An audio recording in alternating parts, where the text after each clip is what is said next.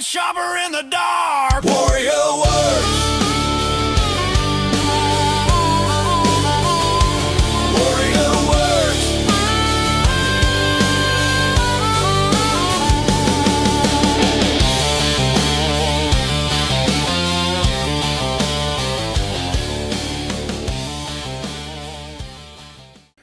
Welcome to Warrior Works. So in one of my previous videos, I showed myself taking apart this elephant toe and this GEC Stockman. And I'm kind of going to take you guys along for a little bit of bits and pieces of it. Not recording the whole thing, but maybe explaining the process. And again, I need to kind of save up. I need to get some better mounts so I can just have a place to stick my camera, my phone, where I'm not having to lug this big stand around from one thing to another. And I know it sounds kind of petty, but with my bad knee, and with me wanting to be as quick as possible in the shop, I think these short series of kind of explaining what I'm going to do, coming back, showing you what I did, without having you guys watch, like me sit there on a sander and sand things. I can explain, I can take a few videos maybe of me doing it and kind of show that as an example.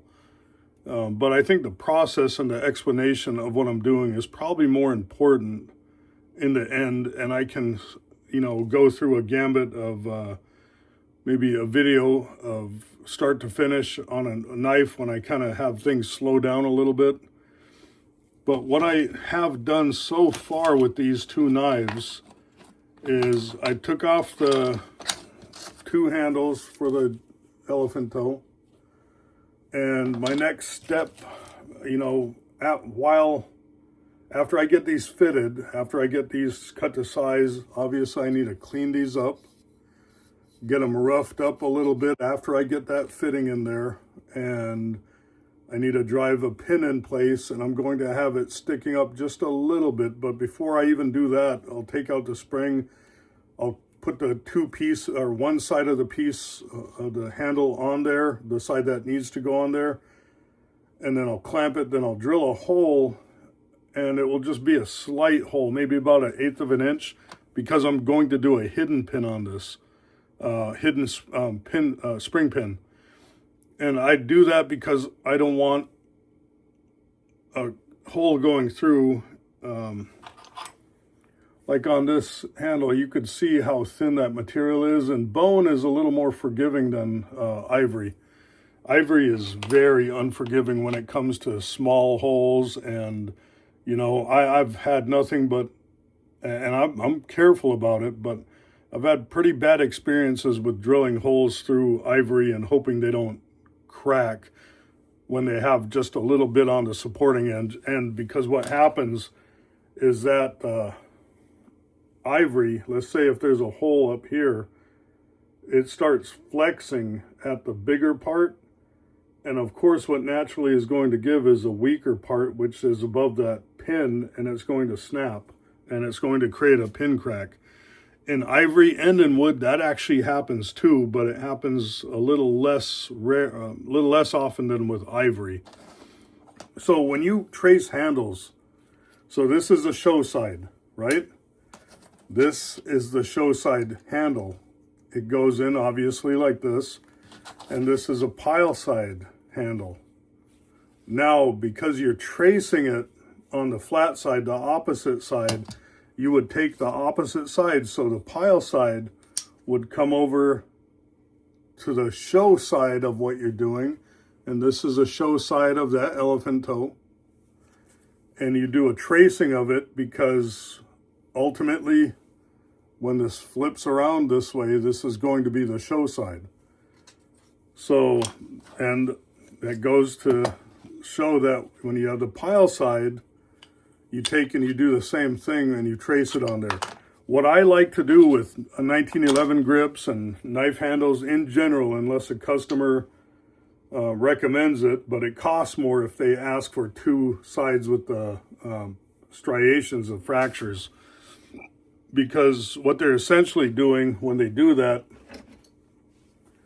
is they're they're basically where I'd make a cut along here, or when I'd cut it, I'd make one handle cut on the other side, then the secondary handle cut, and you would be left with a centerpiece. And I actually just did that yesterday. You're left with the centerpiece that naturally goes in between the two pieces that you just cut. And obviously that doesn't look like it fits because I flattened them and I glued some liners on them, and this is not perfectly straight. You know, even if you go slow, there's still like little variations of how it cuts, and that's why it's important to have a flat surface. But in a nutshell, what I was getting at is these pieces, the handles that I cut, are generally, I try to keep them in that way. And that way the centerpiece for the next one I can use for handles on another knife. And my personal preference on how the ivory looks, I like the clean ivory look. It's probably one of my favorite.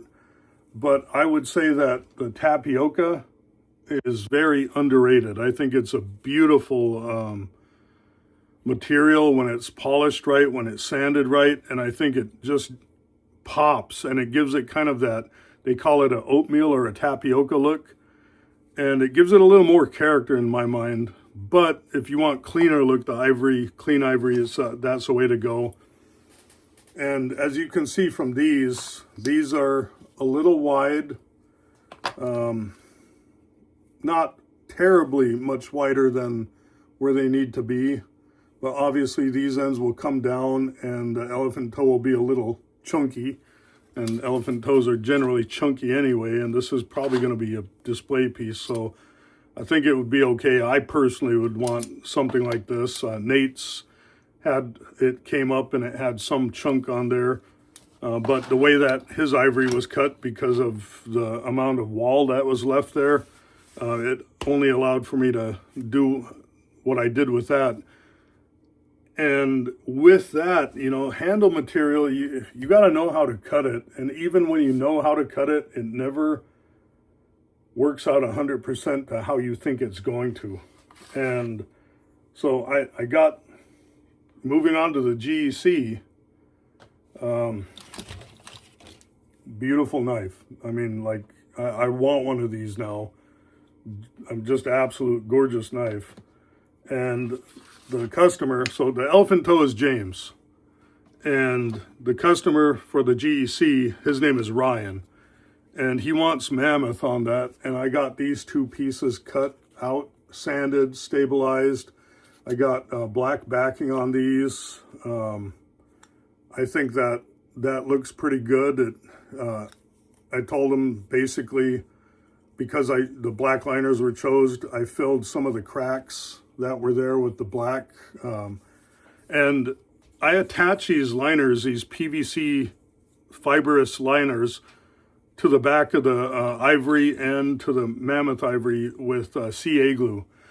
And as I said before, I don't do that because I'm trying to cheap out and not use epoxy. CA glue actually is better for sealing pores than epoxy. And epoxy generates heat. And when you generate heat, especially on something like this, you end up having things that happen like cracking and fracturing, because the heat applied to that will start drying it out and it will start bowing it. So in order to avoid that, you know, I tend to like to use liners on ivory. Sometimes I won't, but most of the time I will. And when I epoxy those onto the handles, the liners help protect it from that heat, because it's not a lot, but it's enough. So I drew the outline of, I'm sorry, let me get some light. So I drew the outline. I don't know if you guys can see it, but hopefully right there, of both of those. And of course, I chose which side I thought looked better as the show side. And personally, so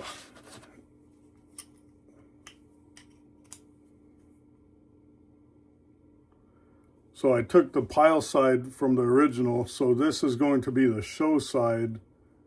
And I line it up and I try to see where I'm going to have that go with that. And it comes back down in this black line, which I think is cool.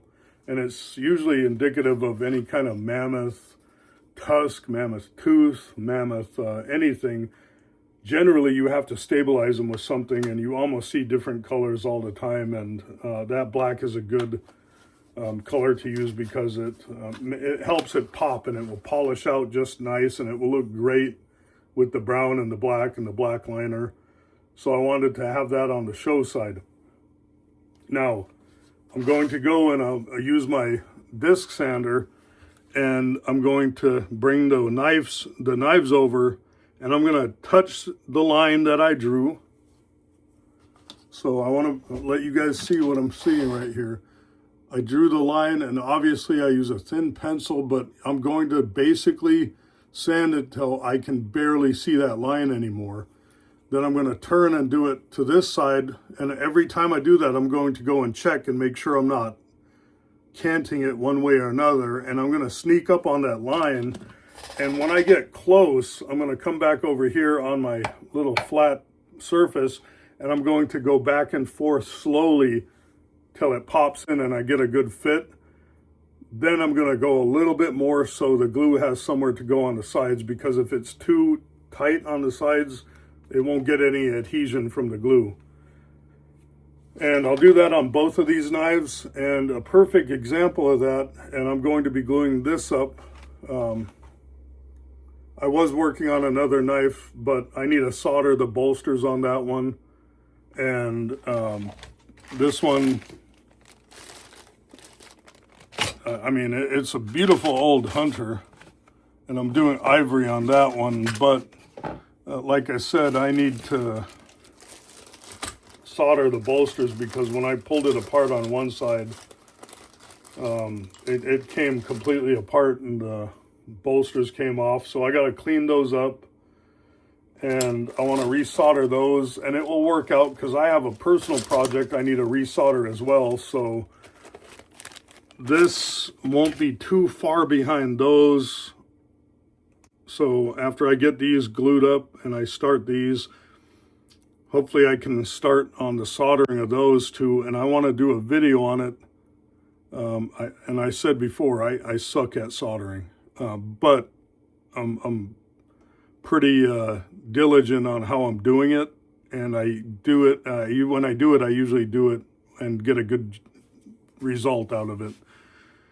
But we'll see what happens. Another thing that I'm doing is I'm making a new liner for a knife that I think had an existing crack on the pin crack, or an existing crack on the brass liner on the spring pin. And when it wouldn't drive out, I attempted to cut it with a razor blade, and I was cutting it this way, and when I looked, there was a couple cracks on the liner. So I just went to the store, I bought the same thickness liner, and I flattened the original liner out as much as I can. And I'm not going to get exactly up to the line, I'm going to leave a little bit more. Then I'm going to take and I'm going to use a chisel and put one of the structure lines, I forget what they call them, but it basically folds it just a little bit, so it makes the sides of the liner come up a little, so it touches on the both handles, and it gives it structure to that thin liner. So when you take apart knives and you see that line right there, don't flatten them. They're supposed to be there. So just to recap before I turn off the camera, I'm going to go and sneak up on these lines, get it to fit on both of these knives. And man, you know, see, I get these squirrel moments. Like I was going to show you guys. So I did that exactly with this Hunter. And I've been working on this Hunter for about 3 weeks now. Pulled off the handles. I showed it to you guys, I think, in one of the videos. But I pulled off the old handles, and I got this purple stabilized maple, and I got those in there, and those are just rock solid. I got a really good fit on those. And these are going to be flat. They're going to be polished. It's going to be a really nice looking knife. And I still haven't made up my mind as to if I'm going to drill the pinholes. And this is an older, well, I say older, but it is 82. And it's a Hunter, so I mean, really cool. I like these Hunters. I think almost all of these lockback Hunters, for no matter who makes them, are really cool knives. They basically are filling a niche of people who want to have something compact that can do what a larger hunting folding knife can do, and I think that's pretty cool. But I'll be back. I'll turn on the video, or I'll start another video when I get these fitted, and then my goal, hopefully for tonight, is 8. Yeah, hopefully I can get these cleaned up and glued in and have ready to start doing and shaping throughout the week. And then I can move on to the soldering stuff maybe a little after I start shaping and doing a few other things. But when we get to this point, after these get fitted and I get them glued in, it's not a downward slope quick, but it tends to feel that way sometimes. So these will come together pretty quick. Thank you guys. So I want to give kind of a pointer of how I make it a little easier for me, where when you sit there and you just sand to lines, sometimes that leaves some, well, not some, it leads to a lot of room for error. I'm sorry. We have this airlines here that used to be called ERA, and my brain, when I start with the ER word, it makes me want to say that. So it leaves a lot of room for error, and kind of to mitigate that, I'll put two-sided tape, and then I'll put the piece, line it up to the lines that I marked on there, stick it on there, and now I can sand. And I gotta be careful, and you can, I would go and I would just basically make it look like it's touching, or it is touching, and kiss the end of that on both sides, and double check your work, because you can always finish up on by hand sanding. It's almost a guarantee if you use nothing but power tools, you're going to over sand what you're trying to work on. And there's this double-sided tape. It has a white ends on it, and it's a popular woodworking tape. I use it all the time. I know a lot of people use a masking tape and CA glue trick, but that does not replace good double-sided tape. When you have double-sided tape and you're able to go in and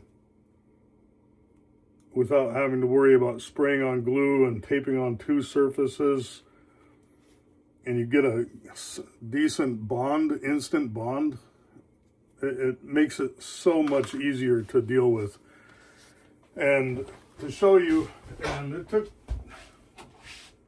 less than a few minutes with that trick that I just showed you to get the pile side handles glued, or not glued, but positioned in there.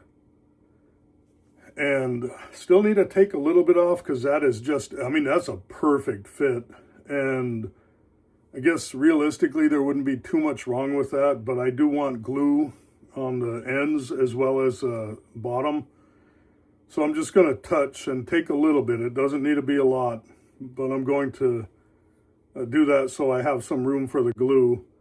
And you got to be careful, because sometimes knife companies, when they want to have, if bolsters don't fit up exact, if you look close on some bolsters, they look like they've been hammered down, and they have. I mean, that's a trick that knife makers would use. If you have a gap, they would basically tap over for a couple reasons. If the surface of the material is a little below the bolster, that would basically act as a secondary clamp. But that's risky because you can crack if you have no gap there, you can crack the bone or ivory. But a lot of them would just gently tap around the bolster to close that gap on there.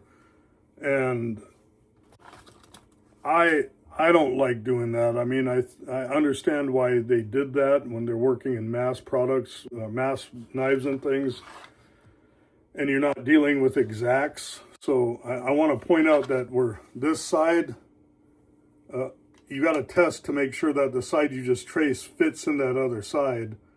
And it does with this one. So test it before you start doing any sanding and stuff on there. And, you know, that way you can ensure that what you're working on won't be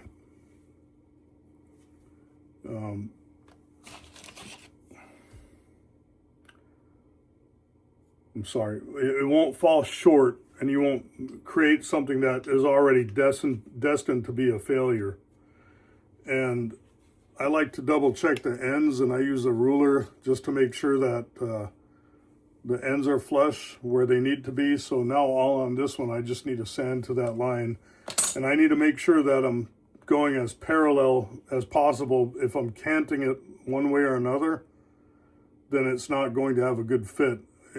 And especially if you cant it this way, it'll leave a gap up here at the top.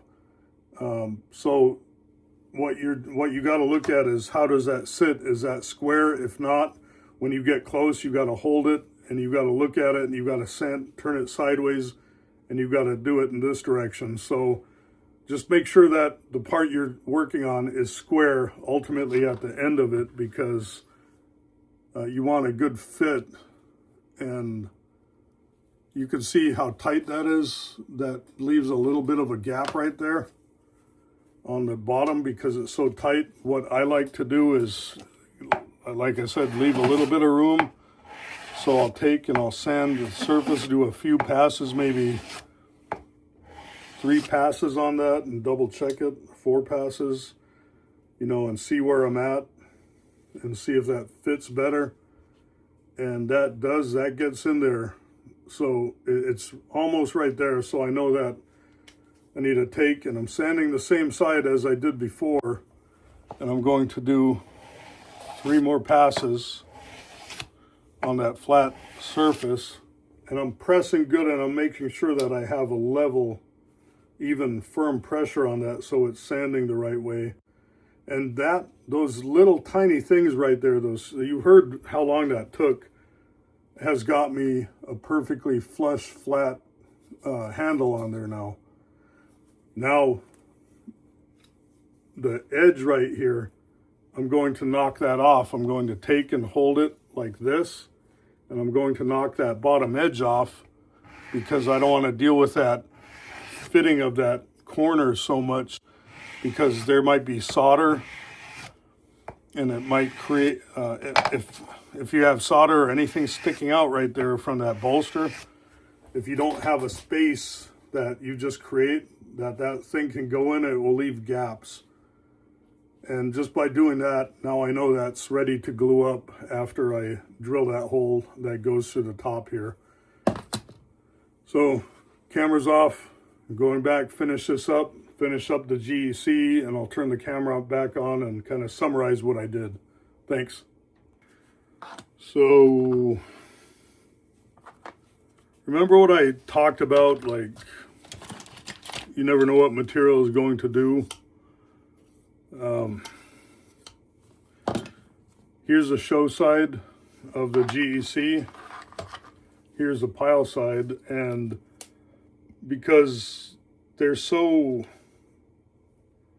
like, they have different angles and different ways that they attach. They're not like straight across. One bolster is angled this way and the other one's straight up.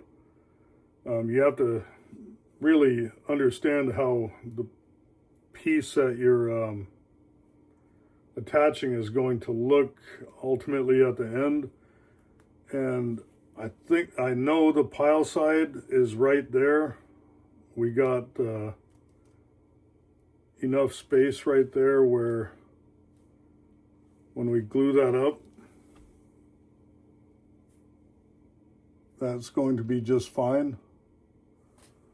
It has enough space in there for the glue to get in there, and I'll add some brown or black to it just to make it blend in a little bit more. Now the issue we ran into was right here. There, I had to sand off some of rot, some of that same stuff. That's I don't know. It's kind of hard to explain. If I had I know I had a piece around here somewhere. Okay, right here. So this really light part on the end is like extremely like soft. And there's I guess if you're lucky and you take it down, just like this, you get to a point where it's hard again, but there's some really rotted pieces there. And what happened on the show side piece is it fits great side to side, and when you look at it from the top, you get those lined up. It leaves, like if I hold that ultimately where the corner bolsters are, and I look, it leaves just a little bit. Those springs stick up more, they'd go down, but the brass that's sticking up there is what I want you guys to focus on. That brass shouldn't be showing. And it's about 1/2 millimeter, but this is no good for that knife. So I got plan B. I was going to save this and have this be scales for another one, but it works because now this can be scales for a smaller piece. And I can take an existing, like say 1/8 pattern, and that has more than adequate coverage for that knife right there. So all I did was prep a piece for the future, but now I got to go back and glue, and hopefully I have enough black material left to glue on this. That's my only concern. If not, then either going to have to redo it with different color backing liners, or I'm going to have to order some more black. And hold on one second. Never mind, I got some right here. So I'm going to take this and glue this piece right here. I'm going to draw a line right here, cut this out, glue it on there. This is already flat, but just to make sure, I'm going to put it on the disc center just for a second, just to make sure it's completely flat. But I got some marks right there. Trick I like to use is if you use your finger and the pencil, your finger holds the pencil steady, and then you just draw across, especially when you don't need an exact line. I mean, I say that, but you almost get a perfectly straight line by doing that. And it's quick, it's easier than taking a straight edge and going on there. And for this, I don't need a straight edge because it just needs to be kind of close, unless I'm actually needing it to be perfectly straight, which most applications I don't. So I'm going to cut this, glue this on there. Unfortunately, I like to let them glue overnight. So, and because I like to work on these together, this is done. At least ready for glue, drilling the hole, then glue. I might go in and open up the blades and draw and sand it closer so I don't have big sharp points sticking out. So what I mean by that is I'm going to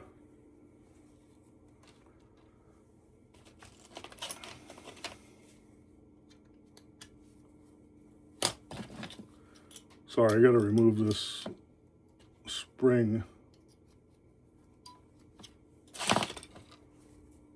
So I'm going to make sure this is where it needs to be or it wants to be.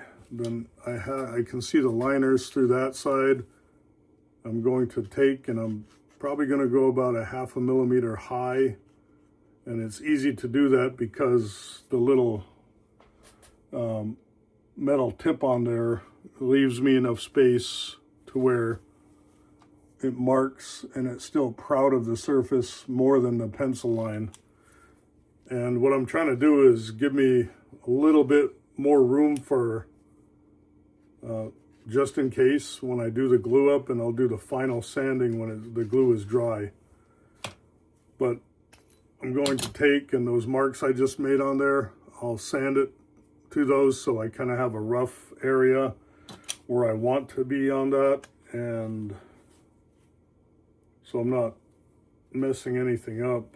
And I should have did it before I took that off. You could see, I mean, that's like super tight.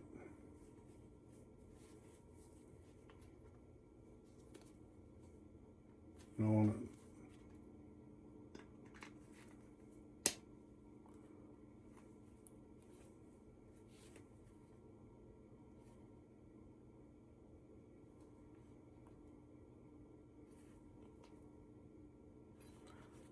so what I like to do with this is I'll take and I'll point to the main blade, and then I'll point up, and up to me is away from the spring. I know that, so I know which way this is going to go back onto it, and I know when I drill that hole for the spring, it's going to go through in this area right here.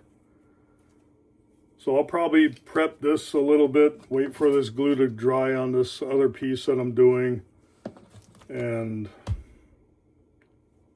work on something else. I mean, maybe that hunter, I don't know, I thought white liners on this would look pretty cool, but these are so thin, the liners would take up like half of the, well, I guess from the back it wouldn't matter.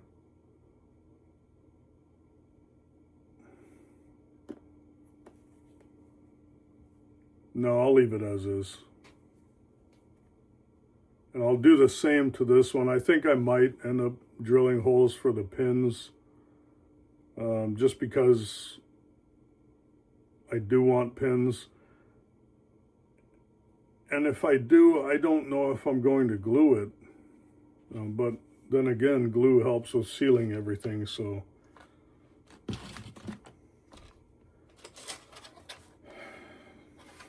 Decisions, decisions, decisions. You know, part of me tells myself I have to put glue, but the other part of me says, hey, you know, 100 years ago, and there's still knives that are held together perfectly fine with just pins. Didn't need glue, so we'll see. All right, thanks, guys. All right, guys, so gonna wrap up this evening. I didn't get as far as I wanted to because of the, I guess, issues with the Mastodon handle on the GEC, but after a couple failed attempts, this was just a stupid mistake. I was kind of in a rush wanting to get through things, so I usually sand off the excess of the handle, the liner, so it's flush with the bone, so when I trace it, I'm good. But what I ended up doing was tracing to the end of that liner right there, so if you turn around, that leaves obviously a big gap right there, and that was just like a dummy moment. And I guess, I mean, not too bad. Maybe I'll go and sand that off so I don't make the same mistake, but I got two nice scales, two handles ready to go and glue on something. But made me kind of redo everything all over again, but it was all for the better because I think this is a better piece anyway. And you can see it leaves it pretty proud of the bolsters, so I can sand that, get those to match up with that pretty good. And that's going to have some good character on it. And they fit up really nice. So this GEC is going to be well on its way to having some new shoes, as well as this elephant toe.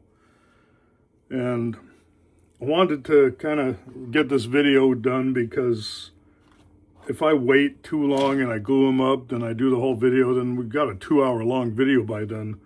With this, I can show you the steps where I disassemble it, which I already did. So maybe I'll just do this, and at the end of it, when it's all done, I'll try to find all the bits and pieces and put one quick, like 5-minute quick short of me putting this knife together.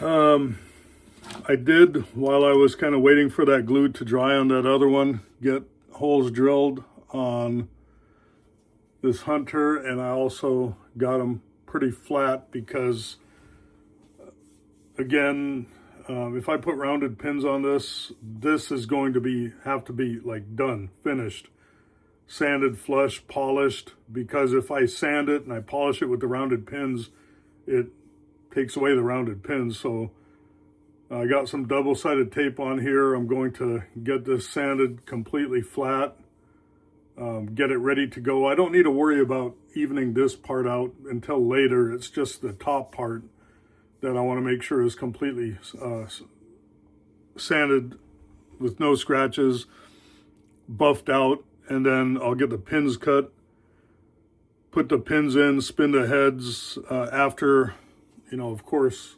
everything's all flush and ready to be polished. And then I'll go from there, and I'll learn my lesson. I'm going to use epoxy that sets in a day. And while I'm doing this, I'm also going to put some hot glue in the middle of that so it doesn't get down those liners.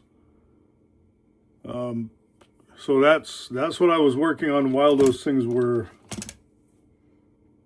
while the liners or the handles. So in the knife making world, we call blank scales, handles blank scales. And I know everybody calls them handles. I call them handles when they're on the knife themselves.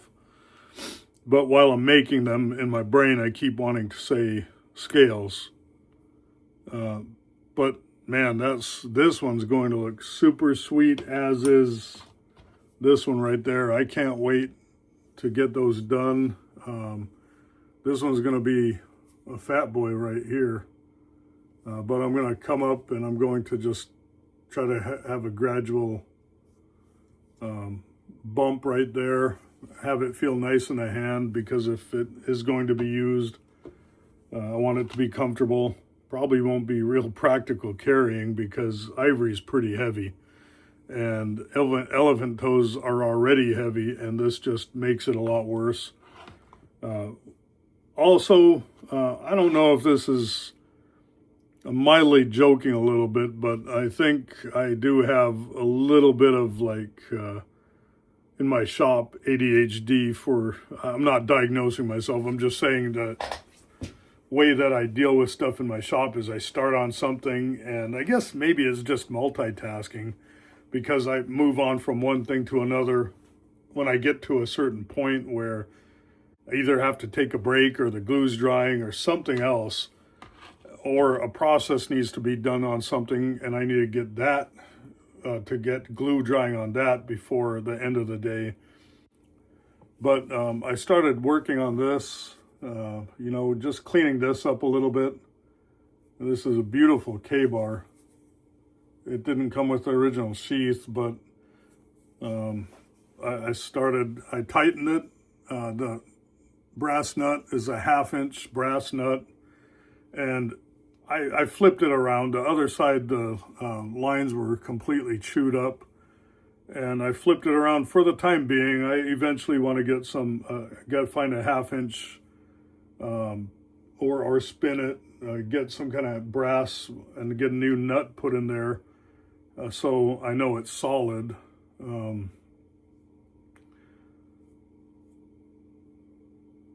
Or, you know, take this out and, I don't know. Yeah, I guess make a new nut is probably the best thing on there. But for the most part, it's a display piece. I'm going to polish out the aluminum, polish out these handles. And for reference, this was extremely loose. This nut was chewed up.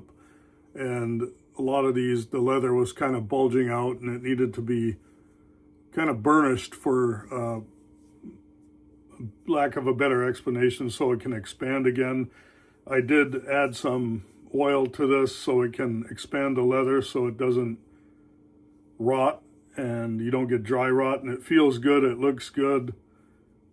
Somebody, I don't know if this came polished like this, I don't know, but it looks cool. I'm not going to change it. The blade is the way it is. I mean, this thing feels sharp. I don't think it's like extra sharp, but it has kind of one of those tacky edges that makes you think it's really sharp, but it really isn't. I mean, it is sharp, at least on certain parts, like back. Well, no, that's tearing. Maybe it's just jagged edges, I feel. Another thing that I was working on is this. I bought this for $10 here locally, and it had a chromium finish on there that was kind of chewed up. And I'm working on taking off that chromium and bringing it down to the tool steel, and reprofiling this area right here, kind of like I did on the other knife, but it has most of the blade left, and it had a gap right here, and I filled it with epoxy. So I just got to sand, maybe fill the back end right here with epoxy, or just sand it and see how it looks. But I want to save this because this is a beautiful knife. It had the original sheath with it, and I got to clean this up with some saddle soap and, you know, get that ready for display. But this is what I was talking about when I talk about Alaska knives. Guys use them or they stick them somewhere and they kind of get exposed to the weather here, and they get worse for wear. And it just, if you don't find them and preserve them, they get really bad really fast. So I do have a little bit of work to do. I don't know if I'm going to try to get into the fullers right there. I kind of think I want to. I want to bring this back to a nice shine all the way around. I mean, I'm already at that point, so might as well. And this is a 3.615 5-inch, really cool knife. I mean, this one, even though I didn't sharpen it, but it sharpened naturally when I was cleaning out those the hollow grind. It got like, it's razor sharp, and this thing deserves to be saved and given a facelift. But that's a project I wanted to do, save that for myself. Didn't have time this evening to really do much of anything for myself, so I'm just going to go back inside. It's pretty late. I think I will stick this one back in the blue dye just for a little bit, because when I was sanding it, I got that little bit of white coming through, and I want it to look real nice. It has some purples and some blues. I was going to put some jigging on there, but I'm going to leave this one alone. I mean, it looks good the way it is. I'm going to put some dye on it, polish up the bolsters, and just call it done. But I'll show you guys this when it's all done, which hopefully might be tomorrow if I have some time. This is going to be one of the things I know I can get done in a short amount of time. But you guys take care. Thank you. He said, "Steel, hide, story, and soul work all get sharper in the dark. Warrior works.